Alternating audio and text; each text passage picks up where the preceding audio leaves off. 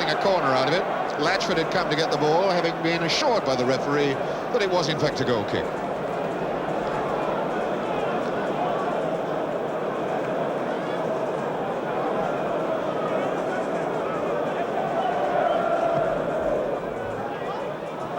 Good head by Grapes, and Boyer's away again. This time Roberts gets goal side of him. Hendry is there as well. That's McDougall! Ted McDougall very nearly sneaking one then on the near post. Boyer the man setting it up. Francis for Burns, too strong. Aim for Kendall, comes to Martin. Francis now. Benson backpedaling. Not a bad cross, too close to the goalkeeper.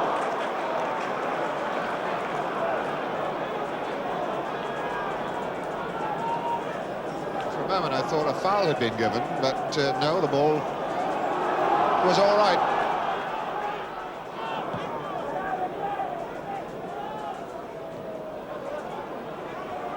Roberts in hard. Hatton, square for Kendall. Burns, Kendall. That's Hatton going into the box. He was off balance. A great appeal for a penalty that Butler was pushing him, but not given. Goal kick. Very difficult to tell in that situation. Frankly, from up here, I thought that Hatton had in fact lost his balance slightly as he cut in on the ball, but the close attentions of Butler had certainly put Hatton off. Hine forward. Stringer gets it away. Roberts. Now Burns. Clearance only goes as far as Kendall. Hatton stretched wide on the left. Trying the shot. Oh, what a goal! How is it possible to get that one in there? Bob Hatton, the scorer, equalises, and for the first time, Birmingham spectators are on their feet, applauding this moment. Just over 40 minutes of the first half played, and Hatton equalises. It did not seem possible that Hatton could squeeze that shot in on the near post, but there was a gap. Keelan had left the gap, and Hatton capitalised on it.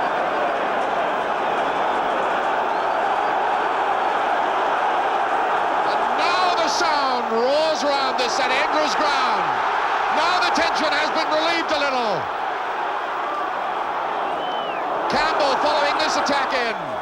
Hatton. The cross ball. Burns is under it. And in fact, Burns was truly under it. He didn't get over it. But he jumped well, and it was noticeable at that time Keelan stayed on his line.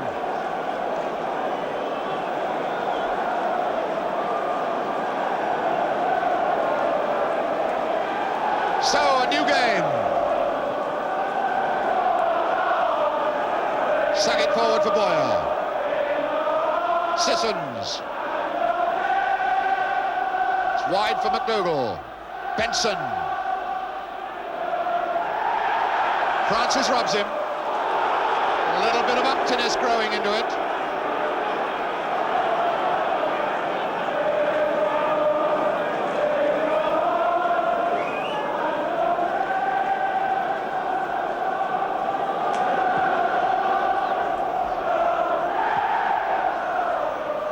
Hine whacking it forward for Birmingham. Hatton's there. Forbes gets it away, only as far as Burns. Stretched wide now for Taylor. Going against Butler. Look for Burns. It's there, it's given. Yes, indeed. Burns has made it 2-1 with still about 2 minutes to go. To half-time, Burns, the man who's just been voted the West Midlands Footballer of the Year, puts Birmingham in front 2-1. Well, there's a double blow for Norwich. The attack building up. Campbell stretching it wide to Taylor. The cross ball, and Burns in behind everybody with a beautiful headed goal. That was was the victory that kept Birmingham City into the First Division. There was a certain amount of discussion, certainly amongst the Norwich defenders, as to whether that second goal by Kenny Burns there was offside. I think if we look at it again, we'll see that, in fact, it was a very good refereeing decision. As Taylor puts that ball in, you can just see in the top of the picture, I hope you can see that at home, the legs there of Kenny Burns, and he is behind that last defender, and there's the goalkeeper there as well, so he's in a perfectly good onside position, a beautiful goal, and an excellent decision there by the linesman. So Birmingham then are safe. But now it's time to meet the Footballer of the Year. And you probably read this morning that it's Ian Callaghan of Liverpool who's won the Premier Award from the Football Writers Association, been going since about 1947-48. And this is how we surprised Ian with the news when he came into our World of Sport studio yesterday. Ian Callaghan, welcome again to the World of Sport studio. You think you're here to do an on-the-ball interview, but in fact we've got a very pleasant surprise for you, which will come to you from Mike Langley, who is chairman of the Football Writers Association. Here's Mike. Ian Callaghan, you are the Footballer of the Year. Oh, gee, thank you very much. And you can't take this away now, Ian, but it's what I'm going to present you with on Thursday night at Bloomsbury Centre. You'll be the first, fantastic. Not only the first Liverpool player, but I think one of the very few who's played such a long career, 652 games without a booking, never been sent off, and completely in the precept of the original award. Someone who set a wonderful example off the field, and I think everyone is very, very pleased for you. Oh, fantastic, so yes. So if you'd like to show that perhaps to the viewers. And there you are. But Mike, I know, has got to get off to a game, so you've got to give that back to Mike. Thank you. I'll see you on Thursday. Ian Callaghan, the Footballer of the Year.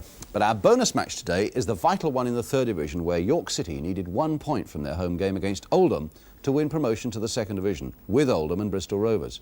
York City here are in the white shorts. The pictures come from Yorkshire Television, and Keith Macklin is the commentator. Despite having to face this pretty powerful breeze, are continuing to attack.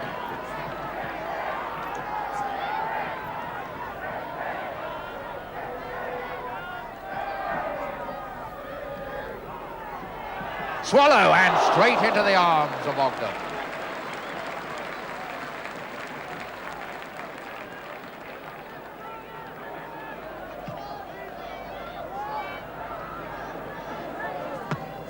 Burrows, back goes Edwards. Seal to cover the goalkeeper. Edwards has to turn.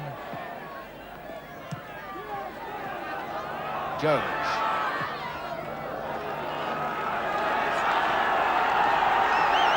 Big crowd getting behind York City now.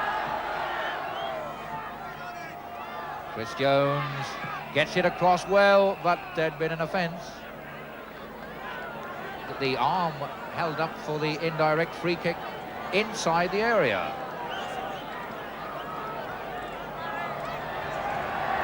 Mr. Bosey is standing a foot or so inside the area with his arm raised for the indirect free kick.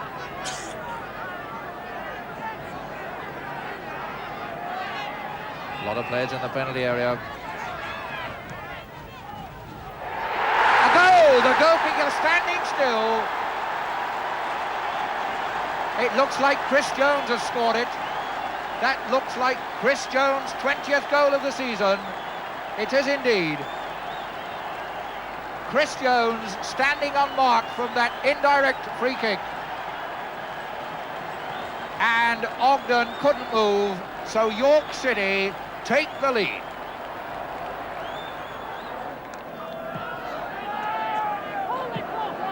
Coming to Butler, Woodward, bit of elbowing, free kick to Oldham Athletic. Holmes being told to retire. Quickly taken by Groves to Whittle, and that rebounded off Seal. Jimmy Seal belting that up the touchline, and it just rolls into touch. Jimmy Seal.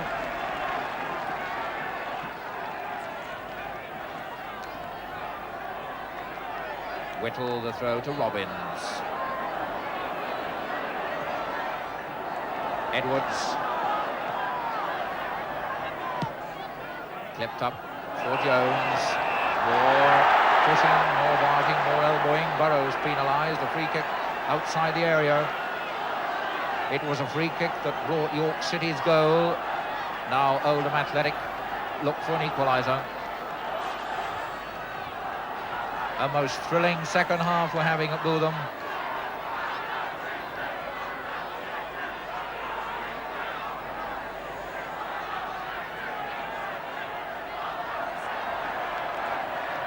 There's the wall, and Whittle again, curling it against our goal! It's a beautifully flighted goal by Whittle.